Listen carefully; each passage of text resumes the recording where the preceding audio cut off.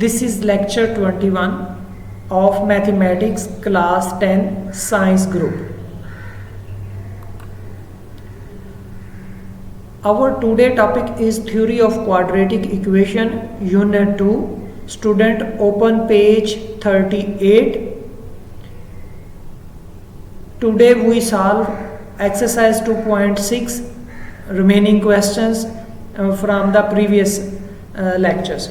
ठीक है बेटे, आज हम यूनिट 2 के जो है एक्सरसाइज 2.6 के बाकी सवाल करेंगे जो पिछले लेक्चर्स में से रह गए थे। उन लेक्चर्स में से जो क्वेश्चंस रह गए हैं उनको आज हम देखेंगे कि उनमें से कौन कौन सा हमारे पास हमने नहीं किया हो। ठीक है, तो अपना पेज जो है 38 ओपन कर लें। बिस्मिल्लाहिर्रहमानिर्रहीम, अस्सलामु अलैकुम वरहमतुल्लाहि वबरकातुहू। बेटे, मैथ्स में एक चीज़ कामयाबी की जो है बुनियाद होती है और वो होता है कि बार बार मैथ के सवाल को करना, बार बार नंबर ज़हन में लेके आना, बार बार न्यूमेरिकल कैलकुलेशंस करना, प्लस करना, माइनस करना, मल्टीप्लाई करना।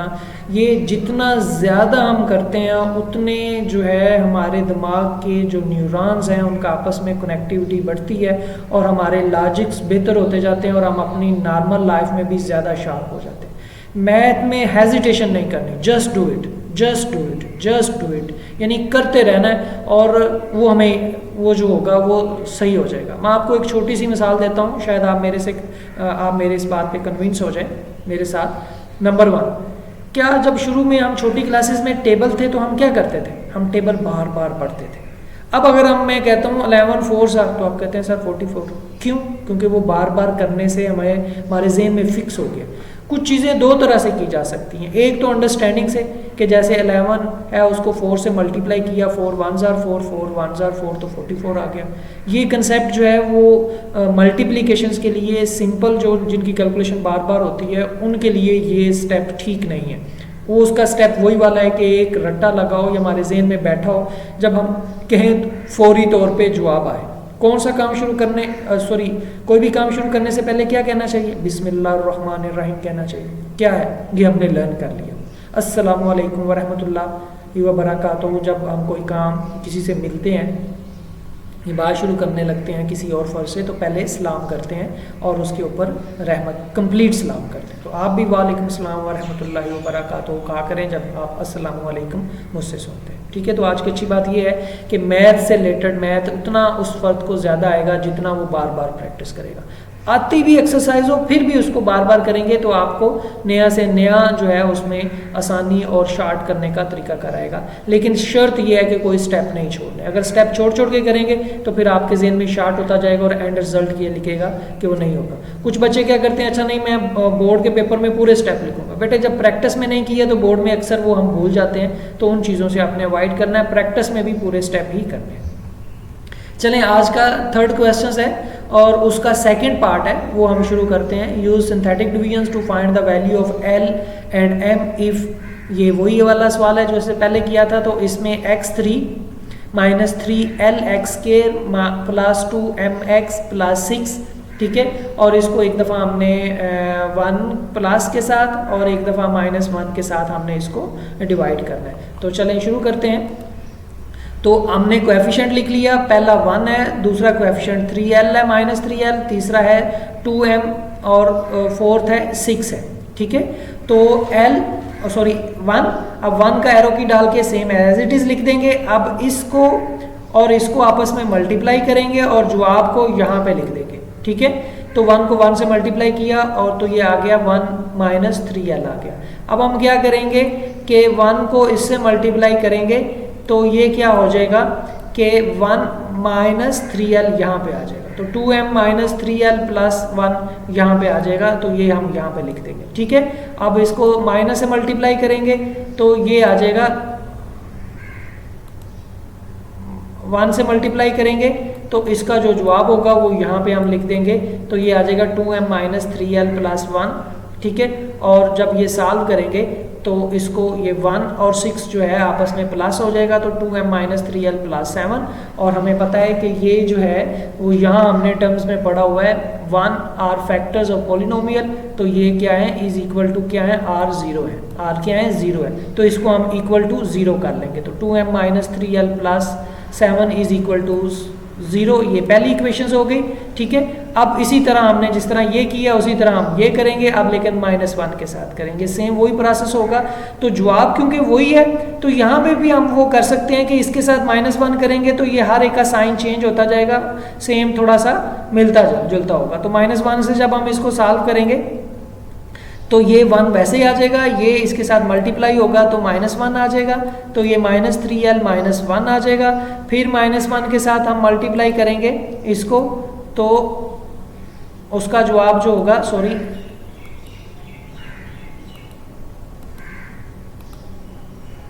इसको करेंगे और जवाब को हम यहाँ पे लिखेंगे, तो ये आ जाएगा +3l +1।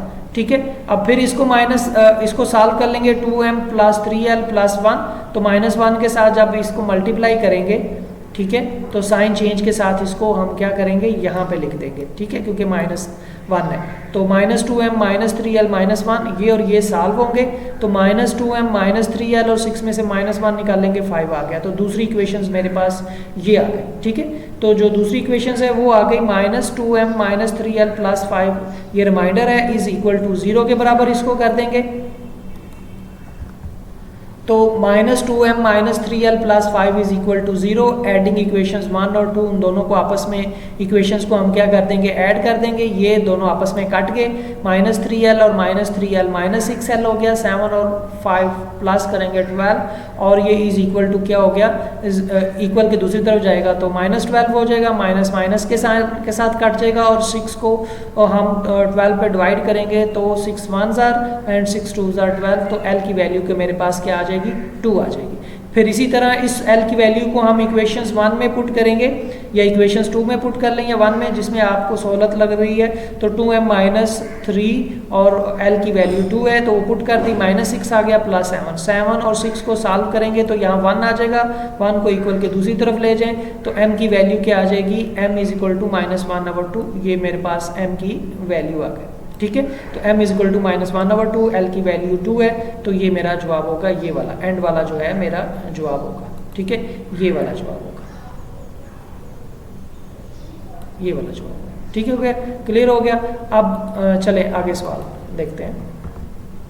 Question 4, solve by using synthetic division if 2 is root of equations x3 2x + 48, ये मेरे पास आ गया। ठीक है, ये मैंने मालूम करना है, तो इसका तरीकाकार भी बिल्कुल उसी तरह है जिस तरह हम पहले सवाल करते हैं। तो इसमें हमने क्या कह दिया, x3 लिख दिया, x2 मिस है, तो वो हम उसकी जगह 0 पुट कर लेंगे कोएफिशिएंट के तौर पे, 28 आ जाएगा, 48 और 0। तो सबसे पहले कोएफिशिएंट लिखे, तो 1 0, क्योंकि x स्क्वायर की वैल्यू मौजूद नहीं है, वो 0 तस्वर होगी, x की वैल्यू -28 और कांस्टेंट की वैल्यू 48 है, तो 1 एरो की डाल के सेम एज इट इज़ पहले का वैसा ही लिखा रहने देंगे।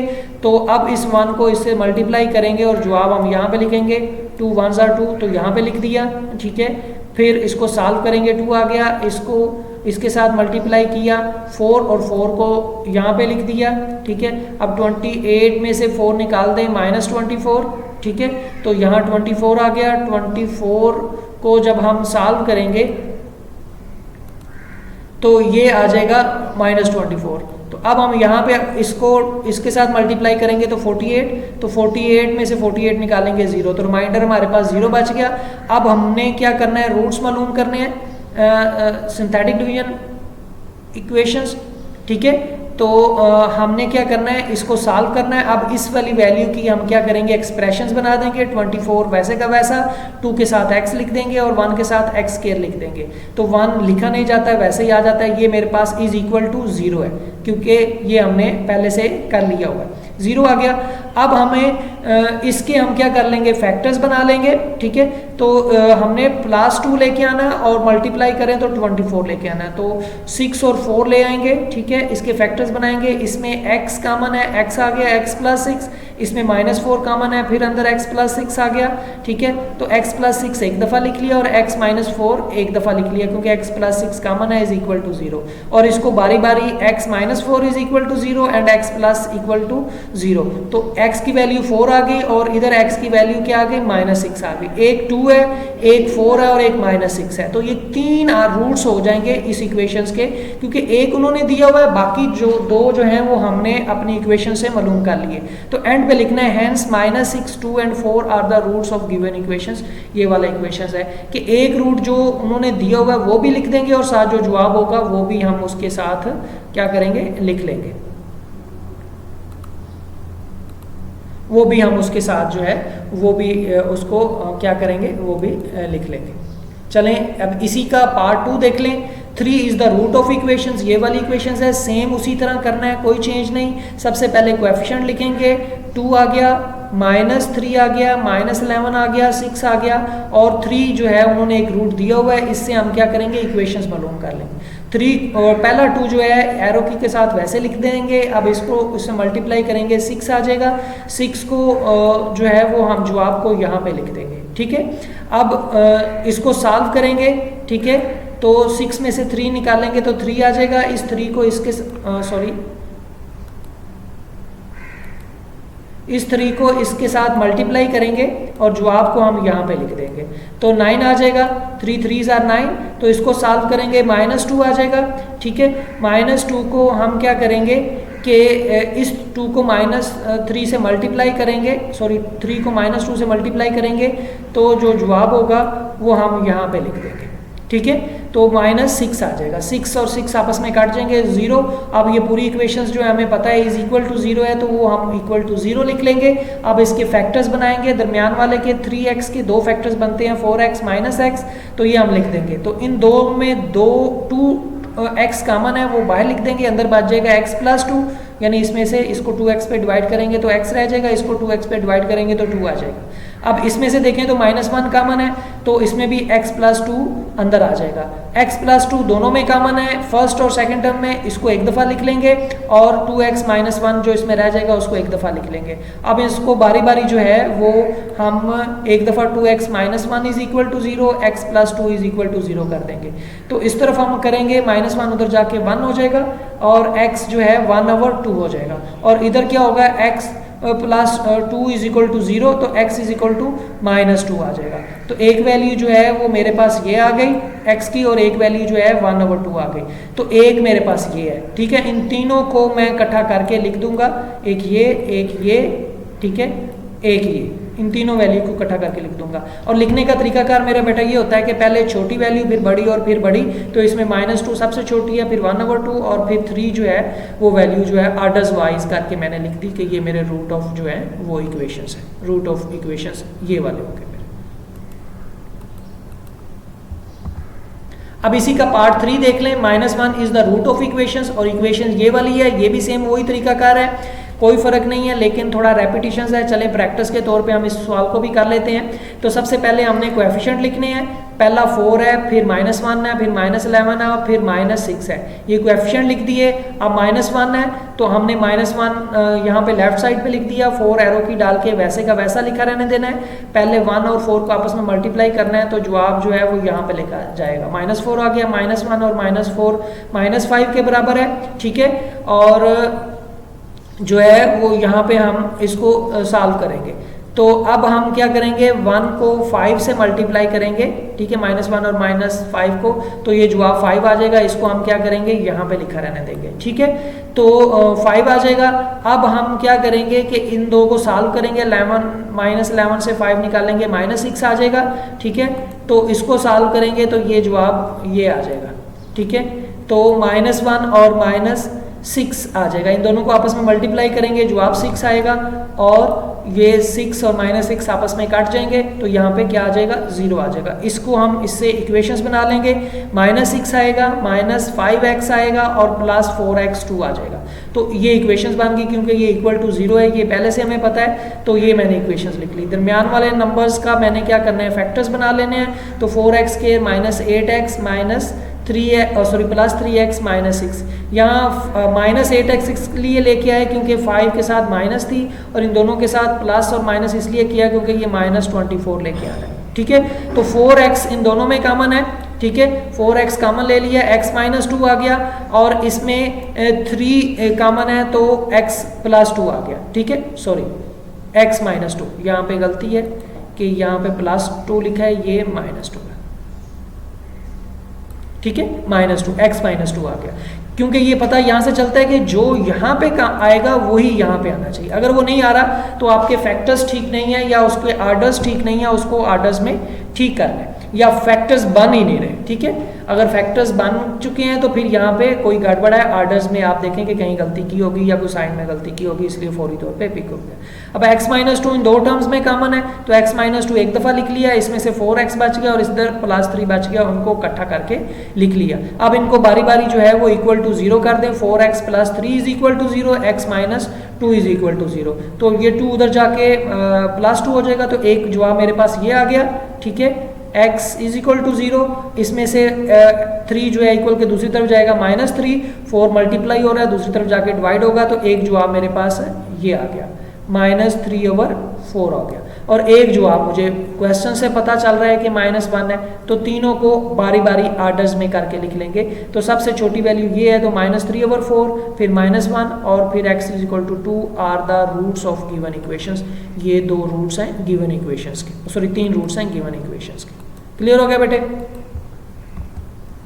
अब आ जाए 5th क्वेश्चन की तरफ। अब solve by using synthetic divisions if, synthetic divisions के साथ करना है।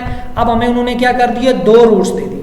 ठीक है, जब उन्होंने 2 रूट्स दे दिए हैं तो उनको बारी बारी करके हम डिवीजन करेंगे, और एंड पे जो इक्वेशंस बनेगी उसको फिर हम मजीद सॉल्व करके उसके भी जितने फैक्टर्स बन सकते होंगे या जो चीज़ें मालूम हो सकती होंगी रूट्स, वो भी हम मालूम करेंगे। तो हमारे पास क्या है, x4 है, इसका मतलब है x3 वाला फैक्टर मिस है, x2 है, फिर x वाला फैक्टर मिस है, और फिर 9 है। तो इसका मतलब इसमें 2 फैक्टर मिस हैं, एक x वाला और एक x3 वाला।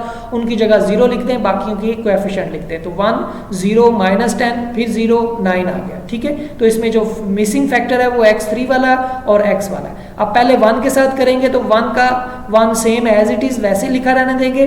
फिर हम क्या करेंगे कि हम इस 1 को इसके साथ मल्टीप्लाई करेंगे और जवाब को हम क्या करेंगे, यहाँ पे लिख देंगे।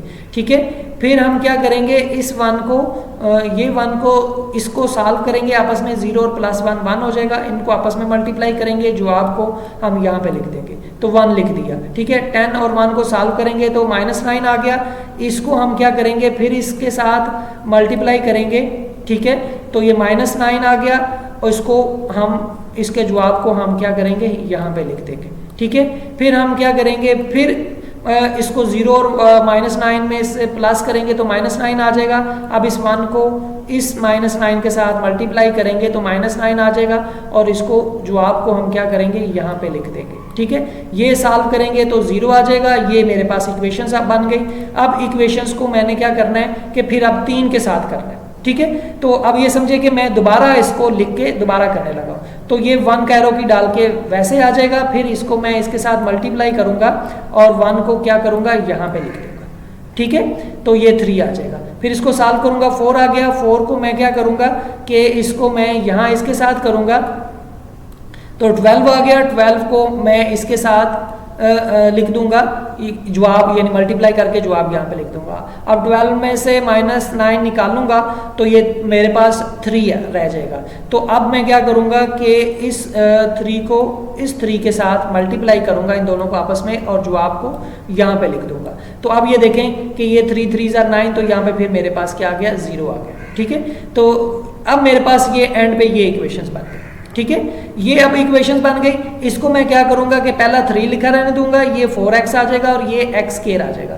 तो उसकी वैल्यू लिख दी। अब इसके मैं क्या करूँगा कि फैक्टर्स बना लूँगा और इसके फैक्टर्स क्या बन जाएंगे 3x प्लस एक्स और 3 आ जाएगा। इन दो टर्म्स में मैं देखूंगा कि x कॉमन है तो x प्लस 3 जो है वो यहाँ पे रह जाएगा और इसमें प्लस 1 कॉमन है तो x प्लस 3 यहाँ पे रह जाएगा।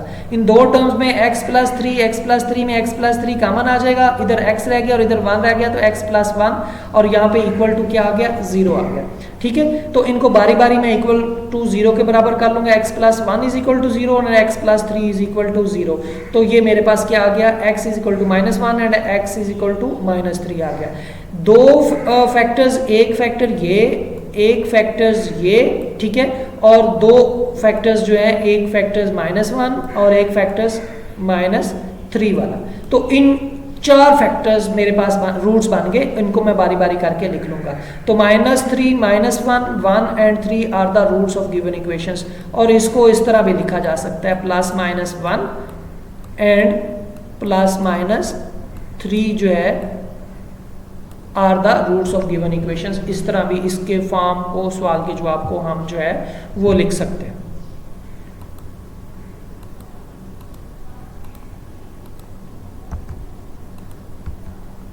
अब इसी तरह इसका पार्ट 2 देख लें, वो भी सेम ऐसा ही है कि 2 रूट्स हमें दिए हुए हैं, ठीक है, और इक्वेशंस दी हुई है, इसमें कोई भी स्किप नहीं है, बस उन नंबर्स को लिखना है, उनके कोएफिशिएंट को। तो पहला का कोएफिशिएंट जो है 1 है, फिर +2 है, फिर -13 है, -14 है, 24 है, और इसको मैंने लिख लिया। और पहला फैक्टर्स आपको पता है कि जो पहली टर्म्स है उसको एरो की डाल के सेम एज इट इज कर देते हैं, फिर इन दो को आपस में मल्टीप्लाई किया, जो आप यहाँ पे लिखा, ठीक है, फिर इन दोनों को सॉल्व करेंगे 5 आ गया, तो अब इसको आपस में मल्टीप्लाई करेंगे और जवाब यहाँ पे लिखेंगे, ठीक है, इन दोनों को सॉल्व किया तो 2 आ गया। फिर हम क्या करेंगे कि इसको इसके साथ मल्टीप्लाई करेंगे तो जवाब को हम यहाँ पे लिखेंगे, ठीक है, 3 2s are 6 ये आ गया, ठीक है। और अब हम क्या करेंगे कि अब हम इस 3 को इस 8 के साथ जब हम इसको सॉल्व करेंगे, -14 में से 6 निकालेंगे तो ये -8 आ जाएगा, इसको आपस में मल्टीप्लाई करेंगे, जवाब को हम यहाँ पे लिख देंगे तो -24 आ गया, 24 और -24 आपस में ख़त्म हो जाएंगे, 0 आ जाएगा। अब फिर इसी तरह एक दफ़ा इसके फैक्टर्स को दोबारा कर लेंगे, ठीक है। अब -4 है मेरे पास, तो इसको इसके साथ सॉल्व करेंगे, ये सॉरी 1 को एज इट इज़ आ जाएगा, -4 को 1 के साथ करेंगे तो ये -4 आ जाएगा, ठीक है। तो इसको यहाँ पे लिख देंगे। अब इन दोनों को सॉल्व करेंगे, 1 आ जाएगा, -4 को 1 के साथ मल्टीप्लाई करेंगे, फिर -4 आ जाएगा, ठीक है। तो अब यानी ये डायगोनल मल्टीप्लाई होता है कि इसको जवाब यहाँ पे इन दोनों को आपस में मल्टीप्लाई करते हैं और जवाब को यहाँ पे लिख देते हैं। तो इसको सॉल्व करेंगे तो -2 आ जाएगा। फिर मैं क्या करूँगा कि इस -4 को फिर इस -2 से मल्टीप्लाई करूँगा और फिर इसका जवाब जो है यहाँ पे लिख दूंगा। तो 4 और 2 मल्टीप्लाई होके 8 आ जाएंगे, माइनस माइनस प्लस हो जाएगा। तो 8 और 8 कट जाएंगे, तो यहाँ -2 कांस्टेंट होगा, ये x होगा और ये x स्क्वायर होगा, तो x स्क्वायर x और -2 ये आ जाएगा। अब इन दोनों के फैक्टर्स बना लेंगे, तो इनके फैक्टर्स बनते हैं x square -2x plus x -2 is equal to 0। इसके ये फैक्टर्स बन गए, ठीक है। अब इसमें से पहली वाली टर्म में से x कॉमन है वो ले लिया और x -2 बच गया। दूसरी वाली टर्म में से +1 कॉमन है तो x -2 बच गया। तो x -2 दोनों में से कॉमन है तो एक दफ़ा लिखा गया और फिर x +1 जो है वो लिख लिया, ठीक है। तो वो हमने x +1 एक दफ़ा लिख दिया। अब इनको बारी बारी इक्वल के 0 के बराबर कर देते हैं। तो either x +1 is equal to 0 या x -2 इज इक्वल टू 0। तो ये x की वैल्यू 2 यहाँ पे आ जाएगी और इधर x की वैल्यू -1 आ जाएगी। तो मेरे पास 3 फैक्टर्स पहले से दिए हुए हैं, ठीक है। तो इनमें से मैंने बस जस्ट ऑर्डर वाइज लिखना है। तो -4 ये यहाँ से आ गया मेरे पास, ठीक है।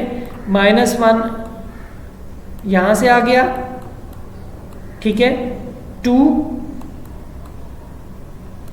यहाँ से आ गया, ठीक है।